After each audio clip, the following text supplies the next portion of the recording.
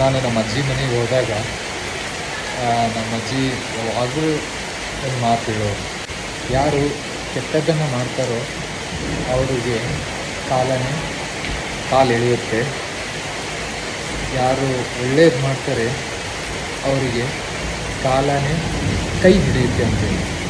But ನನಗೆ ಸಣ್ಣವರಿದ್ದಾಗೇನು ಅರ್ಥ ಆಗಿರಲಿಲ್ಲ. ಬಟ್ ಕೆಲವೊಂದು ಸಂದರ್ಭ, ಸಮಯ, ಕೆಲವೊಂದು ವಿಚಾರಗಳಲ್ಲಿ ನಮ್ಮ ಅಜ್ಜಿ ಹೇಳಿದಂಥ ಎರಡು ಮಾತುಗಳನ್ನು ಬಾರಿ ನೆನಪಿಸ್ಕೊಂತೀನಿ.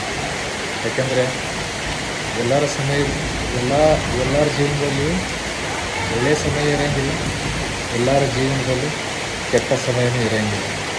ಸೊ ಕೆಟ್ಟ ಸಮಯ ಅಥವಾ ಕೆಟ್ಟ ಕಾಲ, ನಾವು ಕೆಟ್ಟದ್ದು ಮಾಡಿದ್ದೀವಿ ಅಂದರೆ ಒಂದೊಂದು ದಿವಸ ಸಮಯ ನಮ್ಮನ್ನು ಕಾಲು ಎಳೆದೇ ಇರುತ್ತೆ.